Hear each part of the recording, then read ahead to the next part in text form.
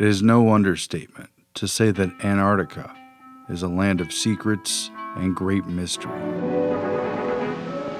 This is Antarctica, nearly 6 million square miles of ice-covered wasteland.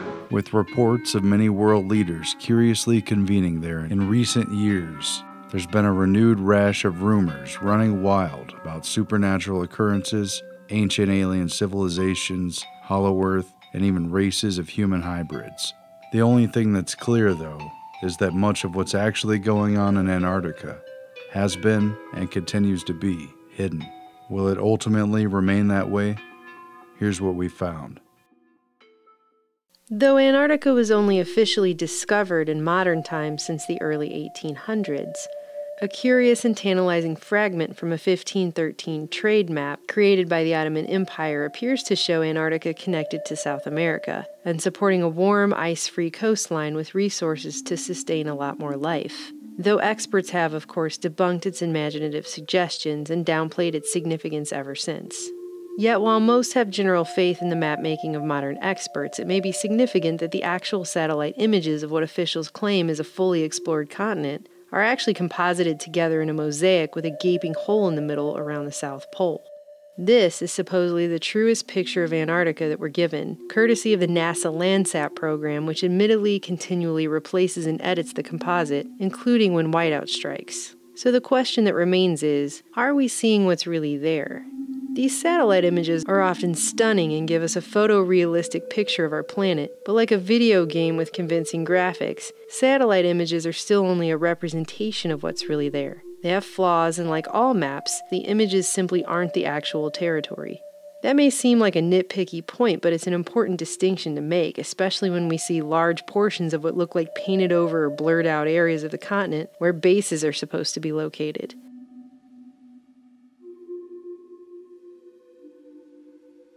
Considering even super secretive Area 51 shows up pretty clear on Google Earth, you have to ask yourself, what's really in Antarctica that in 2017 we still supposedly don't have sophisticated enough technology for the general public to see it?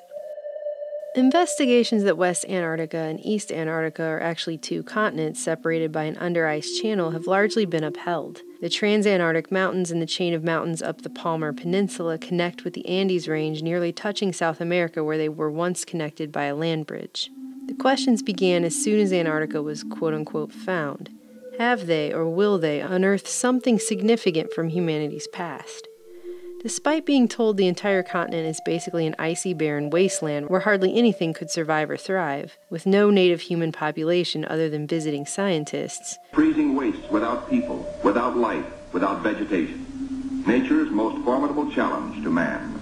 Earlier reports show this is simply not the case. All the way back in 1893, Captain Larson reported discovering petrified wood and worms on Seymour Island, as well as a captivating area with dozens of clay balls placed on top of what looked like pillars, which had the appearance of having been made by the hand of man. But these were later dismissed as basalt that happened to collapse into the appearance of carefully sculpted clay balls on top of pillars.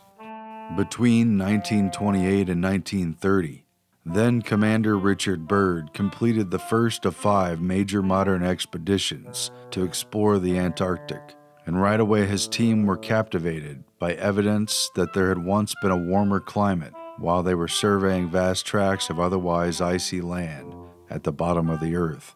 This expedition, which cost $400,000, was financed by Edsel Ford and John D. Rockefeller Jr., among others. A 1930 article on Byrd's first mission noted, quote, "They expect in time to solve what is perhaps the world's greatest mystery, the existence of extensive vegetation of the vast uplands near the South Pole thousands of years ago, noting sufficient geological evidence to prove that at one time Antarctica was once warm enough to support at least a rich vegetable life."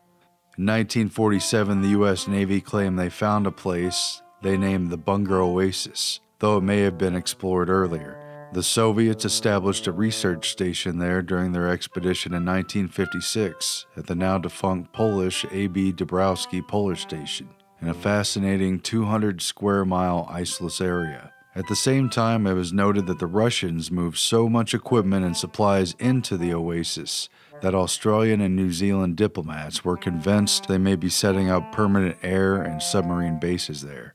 No wonder that one of the most compelling anomalies spotted on satellite images of Antarctica is only 35 miles from the Soviet base, in what appears to many to be a domed metal lid over some sort of underground entrance. In the meantime, no one has even confirmed or fully debunked the suspicions of conspiracy theorists on what this image even shows. Throughout further wide-scale explorations in the 40s and 50s, scientists on military expeditions reported finding ice-free oases with waterfalls cascading down rocky cliffs into dry valleys containing freshwater lakes on the interior of the continent, mountain ranges reaching thousands of feet above icy wastes, fossilized trees, and even the remains of petrified forests. In 1957, the U.S. military acknowledged finding at least 2 other oasis locations in Antarctica only a few hundred miles from the South Pole, both free of ice and large enough to house entire air bases. But the military wouldn't disclose the locations to prevent other nations from potentially establishing bases there. These oases reportedly have a radically different climate from the rest of the continent, places free of ice and snow where the soil can reach temperatures of 77 degrees Fahrenheit at midday, and warm winds blow over freshwater lakes where strange specimens grow. While transversing the interior, a seismologist gave his account in 1958 of coming across a fresh lake 100 yards across with pinkish flowers growing in the bottom of it, which he could not identify. Experts have concluded these areas could sustain year-round human settlements, yet these highly contrasted landscapes are often difficult to spot when browsing through satellite imagery for whatever reason. Antarctica's past life as a tropical oasis is further upheld by the discovery of geothermal heated lakes, where almost any form of life could have survived and even continued up until this point, even while the rest of the continent froze over. The Russians at Vostok Station confirmed the discovery of a huge freshwater lake buried nearly 2 miles under the ice cap that they named Lake Vostok. It has attracted a great deal of attention ever since they've successfully drilled through the ice cap and collected active biological samples of living bacteria from a liquid lake that has otherwise been an isolated ecosystem for what scientists claim is as much as 15 million years. Located at the so-called South Pole of Cold, Lake Vostok is nearly as big as Lake Ontario, and at 6,000 square miles in surface area, 160 miles in length, and 30 miles of width, it measures to an astounding depth of more than 2,600 feet at some points, and scientists claim they've found more than 3,500 life forms, as well as rich fossil evidence from a time that they've up until now known nothing about. Even more curious, however, was the confirmed discovery of a huge magnetic anomaly on the east coast of this underground lake that spans a vast 65 by 47 miles. Mainstream scientists hypothesized that a thinning of the Earth's crust at that location caused the anomaly, while others suggested a meteorite hit there, while still others suggest that the dimensions of such a significant magnetic anomaly could signify a lost city on the shores of the underground lake. With so much secrecy shrouding Antarctica, do you think the public would be told if something were found there? Interestingly, it parallels the plot to the film 2001: A Space Odyssey. Scientists on the moon unearth a vast tychomagnetic anomaly that proves to be a monolithic signal device from an unseen extraterrestrial race. Hundreds of these subglacial lakes are known to exist, and most remain still unexplored. However, when scientists drilled into the ice cap of a much shallower and smaller subglacial lake known as Lake Willans, they found living jellyfish, crustaceans, and even 8-inch translucent pink fish, and what they said was an old ecosystem eroding from the ice hovering above the lake. These finds and more continue to fuel speculation, as they have over the past century, that Antarctica is holding on to secret links to mankind's past, and possibly the remnants of ancient civilizations which could have resided there in warmer times. Despite the appearance of being completely peaceful and solely dedicated to international cooperative scientific research, and despite the public being repeatedly told for decades that Antarctica officially holds, quote, no military value, The massive continent and its surrounding islands in the polar region are of great strategic significance. The place doesn't just lay idle and ownerless. And this surrounds perhaps the biggest secret of Antarctica, an open and rather obvious one. The 1959 Antarctic Treaty, signed by a dozen nations that include the U.S., Argentina, Australia, Chile, New Zealand, Norway, Russia, France, and the United Kingdom, put in place the appearance of a harmonious international atmosphere where Cold War hostilities are rejected and peace is permanent. But in reality, major military forces remain embedded there, outwardly serving as the custodians of man's activities on the continent. And it remains true with now 53 signatories. Significantly, the 1959 treaty immediately followed the 1957-1958 International Geophysical Year, which organized dozens of nations to participate in the Antarctic and other parts of the globe to establish permanent scientific bases and conduct unprecedented exploration and experimentation. The recommendation to make 57-58 an IGY event was initiated by astrophysicist Dr. James Van Allen, who was working with the Navy to test his developing theories about the geomagnetic forces that surround the planet, including the intense bands of harmful radiation that bear Van Allen's name. Meteorologist and Navy contractor Harry Wexler was working closely on this research as well, and was appointed chief U.S. scientist for the International Geophysical Year, which created a dual pretext for upper atmosphere tests and weather experiments that served both military and scientific interests, and for creating a permanent military backbone that could provide continuous support for bases, transport, and logistics.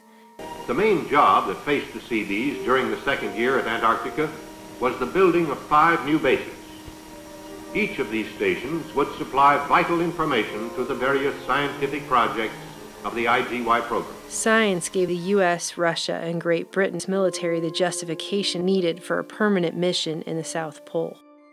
Operation Deep Freeze was commenced by the U.S. in 1955, 2 years before the International Geophysical Year, sending thousands of naval and Air Force troops, as well as militarized construction units from the Navy Seabees, to carve out permanent bases to support the scientific effort. In less than 1 month, pilots of EX-6 mapped and photographed over 1 million square miles of territory.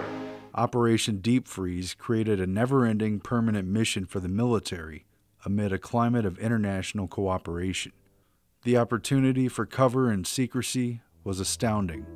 In proposing the bases, members of the U.S. National Security Council forced an improbable merger between their national military goals and the International Geophysical Year program, silencing early opposition from the scientific community via the recognition that a military-backed mission, channeled through the National Science Foundation, would bring nearly unlimited funds for the projects they had championed, albeit at the cost of quietly acknowledging that parallel military activities were taking place largely in secret. The activities of Operation Deep Freeze 1, the Glacier, with Admiral Dufek aboard, made a notable cruise around the Antarctic continent. The purpose of this voyage was to locate suitable sites for more IGY stations to be established in later operations. The Glacier's cruise around the continent brought Deep Freeze 1 to a successful conclusion. Under the treaty, territorial claims are not addressed, though new claims are prohibited. With the status quo on ice, the U.S., British, and Russian installations remain like Antarctica's other secrets, frozen from political interference. But this form of peace can be deceiving and belie anything lurking just beneath the surface. With the treaty not taking effect until 1961, Operation Deep Freeze was a huge preemptive military mobilization effort to establish a permanent foothold on the continent. The only real question is, how far did they get? There have been many rumors about underground bases on Antarctica, but by their very virtue they are difficult to confirm, and as a result, legends, rumors, and imaginations run wild. And yet, there is solid evidence to support the idea that a significant military-industrial complex is indeed embedded underneath Antarctica's icy facade. Most of the early expeditions to Antarctica in the later 1800s and early 1900s were largely concerned with establishing claims and merely surviving the harsh environment. With improved technology, flight became viable, as did ice-breaking ships and specialized vehicles for ice-capped terrain. In the 1920s, U.S. Navy Admiral Richard E. Byrd achieved fame as the first person to fly over both the North and South Poles, though not without controversy. Byrd's first of 5 expeditions to Antarctica from 1928 to 1929 was privately sponsored by backers including the Rockefellers and Fords, seeking uranium, coal, and shale deposits, gold, copper, and other exploitable minerals, as well as locations to establish base camps. Byrd established Little America, among other camps, which was later plunged into the sea by the shifting ice. Byrd's second 1934 to 1935 expedition focused more on weather. Publicly, the expedition was mostly known for Byrd's dramatic wintering in alone at a meteorological station where he nearly died of carbon monoxide poisoning from a poorly vented stove, yet he lived to publish a best-selling account of it. Behind the drama, it was a major effort to study the relationship between seismic activity, geomagnetic forces, atmosphere, and weather. James Van Allen, who discovered the Van Allen radiation belts that bear his name, took part in Byrd's second expedition as assistant to the chief scientist, and later became a driving force in Antarctic weather experimentation, while Byrd helped the U.S. secure its claims there. Hitler's right-hand man, Hermann Goering, personally signed off on Germany's third expedition to Antarctica, and its first since before World War I. This became the infamous Neuschwabenland Nazi expedition, launched in 1938 and completed officially in 1939, just before initiating war with Poland. It was to be a secret reconnaissance expedition, with only 33 members, plus the ship's crew. Following a German whaling expedition in 1937-38, it aimed ostensibly at increasing the production of fat for the coming war effort. However, the real mission was clearly to establish permanent bases for Nazi raids and other naval activities. The Nazis staked out claims and dropped flags from planes over a large 231,000 square kilometer area, taking some 16,000 aerial color photos, along with prospector data to support legal claims based on the right of exploration, utterly disregarding previous claims by Norway over Queen Maud Land. Finding out about the secret mission through their German diplomat, Norway quickly attempted to annex the territory by decree 3 days before the Nazi expedition even reached Antarctica. But it didn't deter Germany, who issued a decree in August 1939 after the mission, establishing a German Antarctic sector, officially called Neuschwabenland. Less than a year later, in 1940, Germany had invaded and occupied both Norway and Queen Maud Land. Even mainstream historians admit officially that there is evidence of at least minor Nazi coastal bases in Antarctica, ones that were large enough to dock German battleships during the war. But there's no clear record of activities beyond that. Unofficially, rumors allege that several Nazi U-boats that disappeared from the records had carried top officials including Hitler to the South Pole after the war, and that a more extensive and permanent base existed. If this holds any truth, one possible location for a substantial fortress would have been the 200-square-mile ice-free Schermacher Oasis, which the Nazis had first identified from the air, and which supported numerous international stations after the war. Either way, after their 1938-39 Neuschwabenland expedition commenced, Admiral Byrd was sent to Antarctica from 39 to 40, on a U.S. government-sponsored mission to establish permanent bases, further exploration, and most assuredly to spy on Nazi efforts there. In turn, news of Nazi bases drove support for building more American bases there. Though modern scholars have tried to downplay the existence of Nazi bases, news reports of the time captured the concern, as this article highlights that, quote, the capture of a secret Nazi hideout proves valuable naval bases can be built in ice fields. It also stated, quote, there, hidden away in some undisclosed quarter of the Antarctic quadrant, a British naval patrol recently found a Nazi naval base.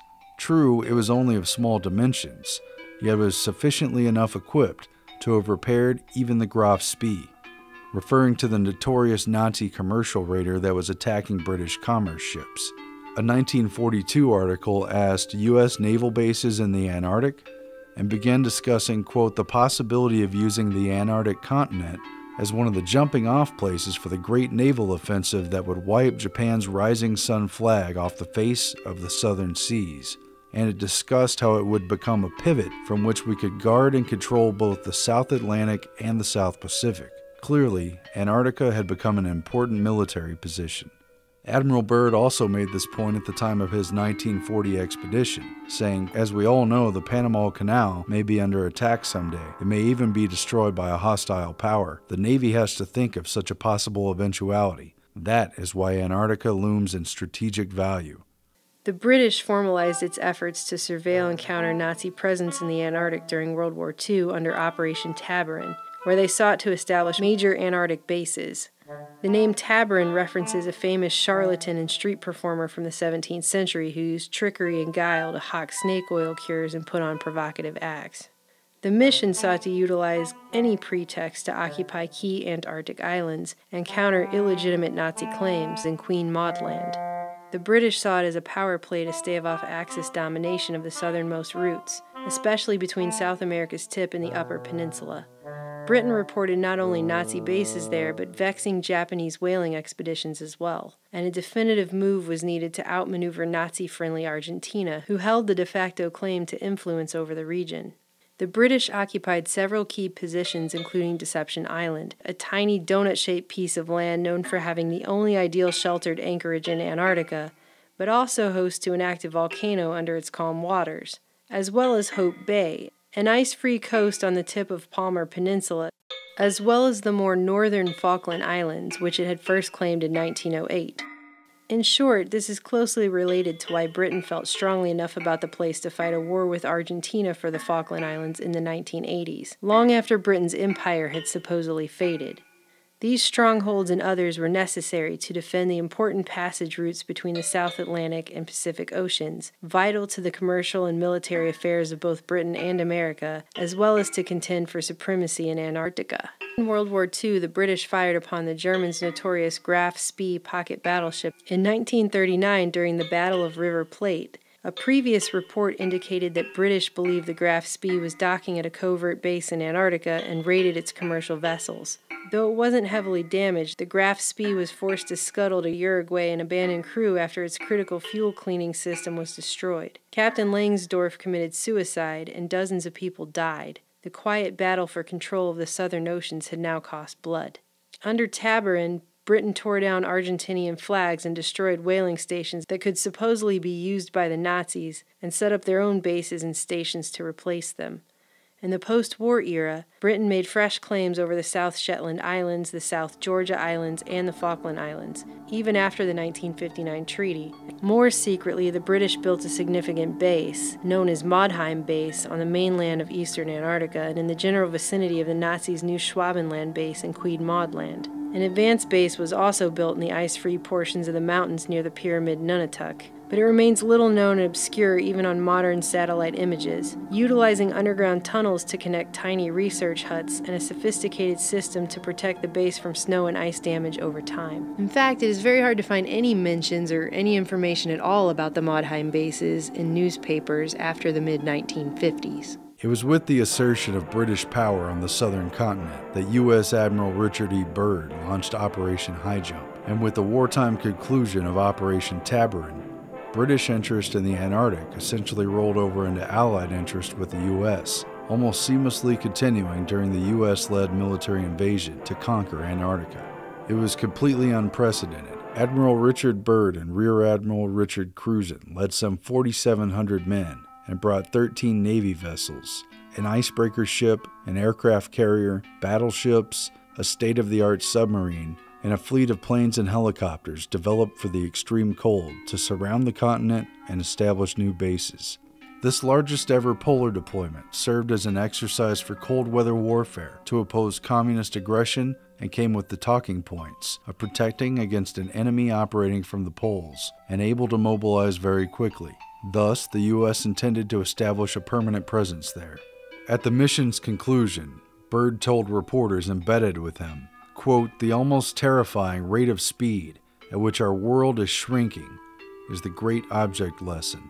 We can no longer believe that distance guarantees us safety, that oceans and poles will be our ever-protecting no man's land. If he could succeed in taking 4,000 young Americans into the cold and unknown Antarctic, that others could do the same as well." But Admiral Byrd was forced to retreat from the mission after only a few months. Newspaper accounts blamed the ice and the freezing up of the waterways. the same excuse mentioned ahead of time in papers before the expedition departed. Some have claimed that Byrd met a superior force that even possessed UFO aircraft that drove Byrd out of Antarctica. But this account is largely substantiated by a quote which attributed Admiral Byrd as saying, in case of a new war, the continental U.S. would be attacked by flying objects, which could fly pole to pole at incredible speeds.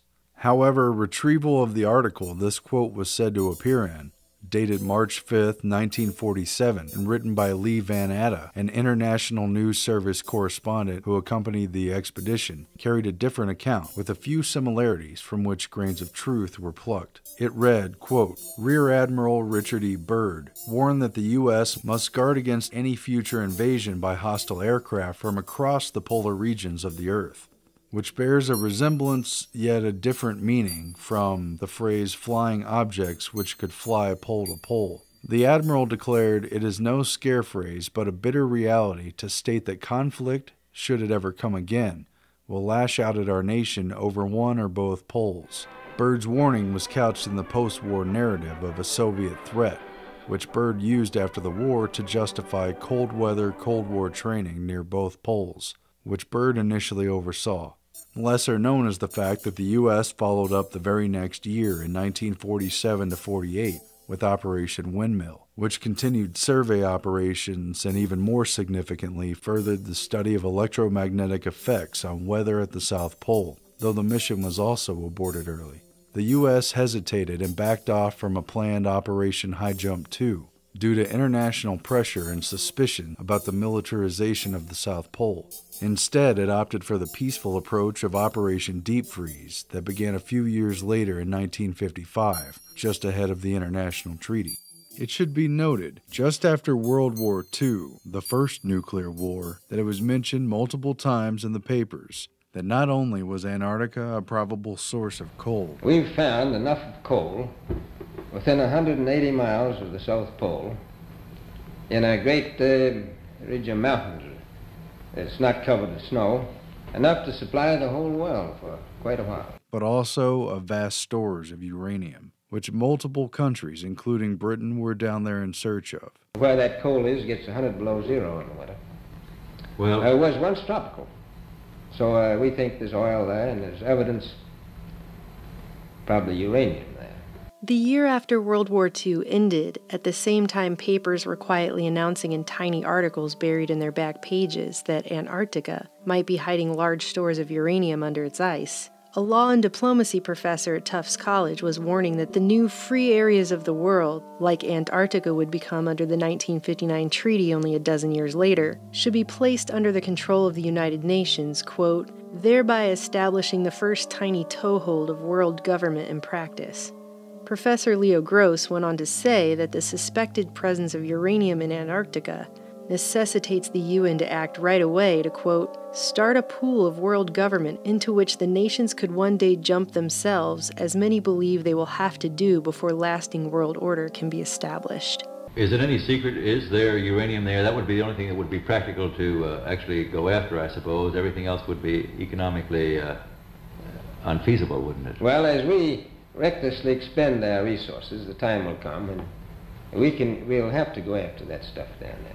Well, you know, I avoided what you said about uranium. I'm not sure about that. I don't want to have the world fight over the Antarctic. Admiral, is there a competition among other nations to try to get information about Antarctica and possibly to secure some of these resources? Well, yes. There are now 7 nations very much interested. During the construction of these major installations, tunnels were dug between buildings, tunnels were dug for supplies and utility units, and for specialized equipment. Underground entrances and bases were expanded and reinforced to protect against the harsh weather. Were there secret underground military facilities constructed during or after this time? Were there any banned weapons tests or military activities and installations that went fully operational before the Antarctic Treaty set in? The answers are mostly silent, like the vast icy wastelands that have intrigued so many searchers. Below the surface of a giant ice cap, A city is buried. Some very interesting disclosures were declassified about U.S. military installations in Greenland, which took place in the 1960s with the cooperation of Denmark and NATO. This is the story of Camp Century, the city under ice. While feeding European allies and the American people a highly publicized cover story about the triumphs over nature and building an underground city for research under the ice at Greenland's Camp Century, the basic concept was simple. A system of 23 trenches would be dug into the ice cap and then covered with steel arches and snow. Branching off the main communication trench would be a series of lateral trenches housing complete research, laboratory and test facilities, modern living quarters and recreation areas, and a complex of support facilities. The Pentagon kept its real activities a secret. Only later did the truth about top-secret Project Iceworm surface. The Pentagon was attempting to put in place mobile nuclear launching sites that would utilize thousands of miles of tunnels to station ICBMs from theoretically random positions, all without Denmark's knowledge or consent. Later, an escape hatch would be placed at the end of a small wooden form for an emergency exit. Were similar installations attempted in Antarctica? Like Greenland's Camp Century, Antarctica's McMurdo and Byrd stations also featured a nuclear reactor, as well as under-ice tunnels. 16 of these escape hatches were strategically located throughout the various tunnels. The inconvenient fact is that the U.S. lied to its international allies about nuclear weapon sites in Greenland, so it's fair game to question whether they did the same in the seemingly peaceful and cooperative atmosphere of frigid ice and penguin research. The same questions apply to Admiral Byrd's equally publicized Operation Icebox, a tentative plan to partner with private corporations and bury food surplus in Antarctica. Perhaps it was just another cover for building an extensive underground tunnel system. It was talked about in interviews and papers from the time, but seemingly never materialized. This diagram shows how they can effortlessly dig a continuous trench, then place shipping containers and rebury for long-term storage. The article advertised, quote, "We plan to bury a cache of 100 loaves of bread every year over the next 100 years. We won't be here to finish the experiment, but our great-grandchildren will. We could create a permanent icebox for our food surpluses in the Antarctic, save on storage, and contribute a great act of international goodwill." Again, Greenland may be a blueprint for what was attempted in Antarctica.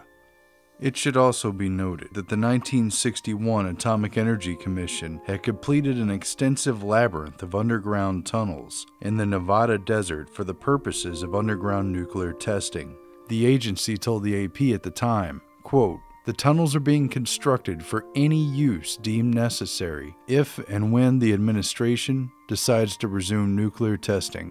During Operation High Jump, an Arctic submarine laboratory was dispatched to Antarctica from a California naval base where it tested under-ice operations with great success. This was a pivotal moment for underwater and polar warfare. Prior to launch, Admiral Byrd contacted Dr. Waldo Lyon, the top naval warfare submarine guy at their San Diego base, to ask him if there was any research he wanted to do in conjunction with the expedition. Lyon asked to test a new submarine in the ice-filled waters, and so they did. This Antarctic deployment was the first major field trial for subarctic submarine conditions, with success leading to new capabilities such as breaking through ice to surface and launching a nuclear warhead from underwater in range of Cold War targets anywhere on the map. Moreover, thousands of men were deployed to DEW-line distant early warning stations in North Canada and Greenland, and to submarines and aircraft patrolling the Bering Sea and northern Arctic waters under training originally supervised by Admiral Byrd. No further military tests were ever admitted in Antarctica, despite a massive militarization on the ice. And what came of the breakthroughs in ice core drilling, ice melting cryobots, deep-sea sea lab experiments designed for Arctic waters, and the 500-meter depths of its continental shelf? All of this must have made Antarctica's frozen abyss more accessible. Yet has anything significant been found? Have any bases been constructed there using tunnel boring systems, utilizing natural caves or geothermal hotspots? It's a big continent, so it's a very intriguing and perhaps plausible maybe. Again, Greenland may be a blueprint for what was attempted in Antarctica. Another little-known and underexplained role in Antarctica is that of NASA engineers, who sent units to train for conditions that might be found in space. Numerous press reports in the 50s and 60s made the point of comparing Antarctica's conditions to that of the Moon and Mars, cold, unforgiving, and remote. High-ranking officials, including Wernher von Braun, conducted special training missions there, including one to prepare for tunneled underground bases on the Moon, like the ones in Antarctica. Other NASA reports have remarked on the similar mountainous terrain. But did these training missions for space travel also double as an opportunity to upgrade and expand military bases under peaceful pretext in the region? Did NASA take advantage of the reclusive area as a secret launching base? How many rockets were being test-fired here? And what was the real purpose? And in early fall 1963, there were claims made that a nuclear bomb was detonated on the Antarctic continent. But as it did not register fallout, it was believed to have been set off either in the upper atmosphere where previous tests had been conducted or underneath the ice sheet. But the news was smothered. Despite the fact that this August 1963 blast, or test, was detected 2 days before the U.S. and Russia signed the Nuclear Test Ban Treaty, the White House ordered the detection of the explosion to be kept quiet until after the Senate voted on ratifying the grand sweeping treaty. The DoD originally denied that any explosion took place, and even tried to pass it off as a natural phenomenon before later conceding that it had in fact happened. The U.S. quietly pointed fingers at the Soviet Union, and months before his assassination, JFK decided to call for inspections of Russian bases in Antarctica under the terms of the 1959 treaty. Though the U.S. military initially denied reports of a nuclear weapon being detected, the Navy quietly admitted that this was the case, immediately the day after Kennedy's assassination. We found it mentioned on page 12A, following page after page of detailed and emotional JFK assassination coverage. After that, the issue seemed to disappear from public view. Did the Russians, the United States, or a joint scientific venture between multiple countries set off a nuke in the upper atmosphere of the poles in order to create an artificial EMP or aurora effect? If they did, it may have been allowed under the Antarctic Treaty, if and only if it was purely for science, and all member states agreed. If so, whatever they found or tested has been kept entirely under wraps. The absolute biggest secret of all in Antarctica is the electromagnetic energy that surrounds and saturates life on planet Earth. How, precisely, does the magnetic energy from the poles create and modify weather? Why are the poles frozen? Why a huge landmass at one pole and an open ring of ocean at the other? Could the poles shift suddenly, rapidly changing climate and destroying existing life? Could science engineer the artificial melting of the poles in order to extrapolate the riches and resources buried underneath? Scientists, Antarctic explorers, and military figures alike have discussed how weather is made and controlled at the South Pole, along with the accumulation of 90% of the world's ice and 60% of its freshwater reserves, which also controls oxygen content in the atmosphere. And Biרד, among others, has hinted at controlling the weather, something the Navy has always had a deep interest in. They established Camp Sky High, the first upper atmosphere VLF summer station on Antarctica at the base of the Antarctic Peninsula. It carried miles of wires spread out over the ice and sought to stimulate artificial auroral effects that would reciprocate with its conjugate radio site in Quebec, Canada. Resembling a gigantic peeled orange, this Rowan dome was assembled from prefabricated curved sections. Inside, it contained special equipment used for recording weather conditions. Another building, unusual in its dimensions, was the Aurora Airglow Tower. Skull and Bones journalist and op-ed extraordinaire William F. Buckley visited the South Pole and remarked on its use for weather control, interacting with scientists studying hydrodynamics of the Earth's core, as well as geomagnetic effects on weather. Harry Wexler, the chief U.S. scientist who was experimenting with weather control, was put in charge of the International Geophysical Year in 1958. This was the same year that Harry Wexler saw his plans for bombarding the ionosphere with nuclear weapons undergo live tests in the Navy's 1958 Operation Argus, creating an artificial aurora burst hundreds of miles away at magnetic correlates from the firing positions. The Earth itself is a magnet.